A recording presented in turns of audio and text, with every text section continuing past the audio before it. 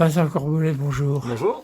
Vous êtes maître de conférence à l'Université de La Rochelle en section informatique, C'est ça. mais vous avez créé également un club comment ça s'appelle exactement? J'ai cofondé avec d'autres personnes l'Institut du numérique responsable. C'est une association loi 1901, dont l'objectif, on espère que le nom est clair, hein, c'est d'essayer de promouvoir le sujet du numérique responsable au sens large, hein, aider à comprendre, aider à mesurer ou aider à agir. Et c'est ainsi que je vous ai rencontré pour l'Université populaire Mm. il n'y a pas très longtemps là. C'est ça, ouais. Le sujet est un petit peu d'actualité quand même, hein, que ce soit des problématiques de données, des problématiques environnementales, des problématiques de cyberharcèlement ou autres. On me demande d'intervenir dans pas mal d'endroits, et effectivement j'ai eu la chance de faire la première conférence de l'Université du Savoir des Salines, et l'idée c'était de présenter un petit peu tous les impacts, un certain nombre d'impacts du numérique auprès d'un public varié, donc c'était très intéressant. Oui, parce que les impacts, le numérique, il existe de plus en plus, il est utilisé de plus en plus. Ah bah oui, sur 8 milliards d'habitants, on est 5 milliards d'utilisateurs. Vous rajoutez à ça les 30 à 40 milliards d'objets connectés, donc vous voyez qu'effectivement, le temps qu'on passe sur le numérique aujourd'hui, c'est autant d'ordinateurs, de machines, l'IA, l'intelligence artificielle, les données, enfin c'est les cyberharcèlements, les cyberattaques, c'est tellement vaste qu'on s'ennuie pas, ouais. Et puis tout ça finalement c'est le même sujet, ce sont les impacts du numérique. Mais parce que le numérique, c'est pas que des impacts, c'est aussi essayer de voir en quoi est-ce que le numérique peut être utile, des fois même à résoudre ses propres impacts. On ne peut plus s'en passer de toute façon aujourd'hui.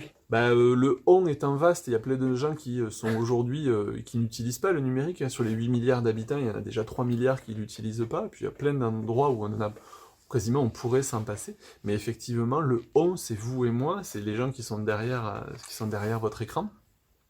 On a du mal à s'en passer parce qu'effectivement aujourd'hui payer ses impôts, acheter un billet de train ou même commander si vous chaussez du 48 et que voilà, c'est commander une paire de chaussures qui vous va bien, mais très souvent effectivement le numérique c'est un peu la seule solution.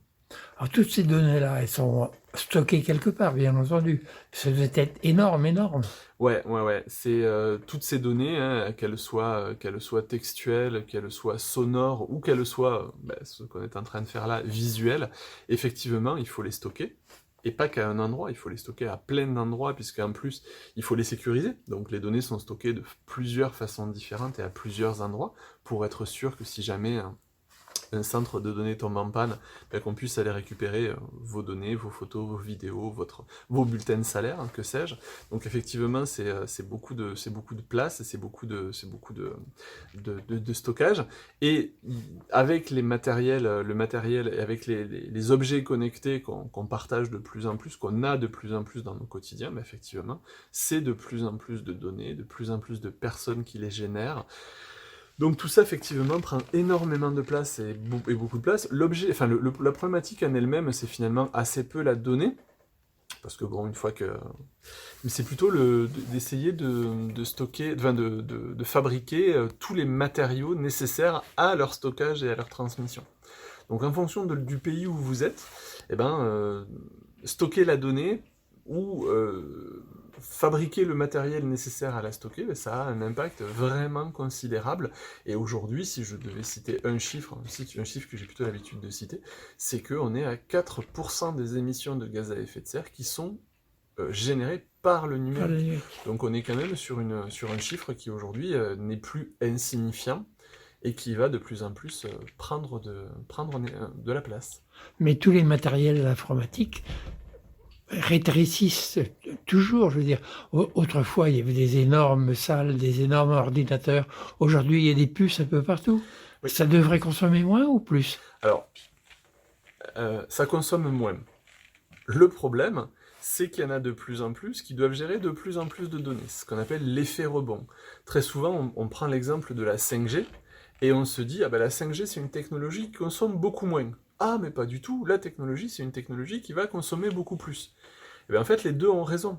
C'est-à-dire, quand vous prenez une donnée et que vous la transférez, c'est moins impactant de la transférer avec de la technologie 5G. Mais comme vous allez en transférer beaucoup plus, bah forcément ça va être plus impactant. C'est ce qu'on appelle l'effet rebond. La technologie est plus efficace, mais comme on va en avoir beaucoup plus ou on va beaucoup plus la mobiliser, bah du coup on perd cet avantage-là. Donc c'est un peu le problème du numérique, hein. C'est apporteur de plein de bonnes solutions, mais parce que derrière on n'est pas capable de contrôler et de piloter, bah, on dérive. Mais envoyer un mail, c'est tellement classique aujourd'hui. Alors, on en parle beaucoup. Il faut éviter d'envoyer des mails. Alors, on peut pas l'éviter. Ça fait partie des flux aujourd'hui. Alors, oui, l'idée c'est pas de dire arrêtons le mail, hein, mais il y a quand même pas mal de questions sur est-ce que c'est la peine d'envoyer ça va, oui, et toi, tu m'en joues, voilà. Donc ça, c'est des mails qui sont un petit peu inutiles, c'est des mails poubelles, hein. Après, le mail en lui-même, globalement, on est peut-être sur un petit gramme d'émissions de gaz à effet de serre par mail, donc c'est tout petit, voilà. 1 kilomètre en voiture, on est sur 120 grammes, donc vous voyez, c'est pas énorme un petit mail.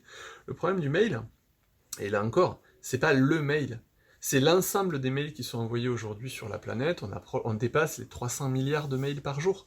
Donc vous voyez que ce petit mail, c'est pas vous qui allez changer le monde en en envoyant un petit peu moins, c'est une prise de conscience majeure et massive et qui doit avoir sur les impacts du numérique, pour que, à défaut de moins envoyer de mails, on les envoie mieux pour de très bonnes raisons, et puis que derrière, il y ait toute une hygiène numérique qui s'installe, mais elle doit être planétaire.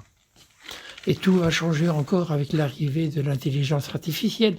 Ouais, ça c'est clair que ça va remettre une pièce dans la machine, avec des solutions qui évoluent tellement vite que je suis certain que, j'en parlais ce matin, si avec une IA, vous faites en 2 jours ce qu'avant vous faisiez en 20, admettons, ben ça fait quand même 18 jours où vous n'aurez pas à vous déplacer pour venir travailler ou pour faire ce boulot-là. Donc, dans l'absolu, sur une tâche donnée, eh ben, l'IA va faire gagner des émissions de gaz à effet de serre, etc., etc. Mais dans le même temps, qu'est-ce que vous faites de ces 18 jours restants? Vous en faites toujours plus. Et là, à ce moment-là, vous dérivez. Vous virez les gens. Et à ce moment-là, vous créez de la détresse sociale. Donc vous voyez, je pense que la problématique, elle n'est pas en soi dans le remplacement d'une tâche existante par l'IA, et encore socialement, on pourrait dire beaucoup de choses, c'est plutôt par, là encore, l'effet rebond de qu'est-ce que sociétalement parlant, on va pouvoir inventer, alors qu'on est déjà très tendu en termes de limites planétaires, de réchauffement climatique, etc., ben on va se retrouver avec un outil où on va jouer les apprentis sorciers et on va s'amuser à générer des dizaines d'heures d'images, de vidéos, de sons, de podcasts, et je passe d'applications dont on n'a absolument aucune idée. Donc c'est plutôt ça qui m'inquiète que le remplacement ou l'aide par l'IA de tâches existantes. Et la disparition d'un certain nombre de métiers? Disparition ou mutation, je préfère parler de mutation, mais oui, là aujourd'hui, dans nos sociétés, sur l'ensemble de la planète, l'IA perturbe tous les métiers à des niveaux qui n'ont jamais été envisagés, ni avant, ni maintenant, enfin, ouais, c'est plus vite, plus haut, plus fort, hein, pour reprendre une célèbre maxime des Jeux Olympiques, c'est plus vite, plus haut, plus fort l'IA, donc on n'est pas prêt. Ben, on y arrive aux Jeux Olympiques. Ouais, c'est alors. pour ça. Merci beaucoup. Avec plaisir, merci à vous. Au revoir. Au revoir.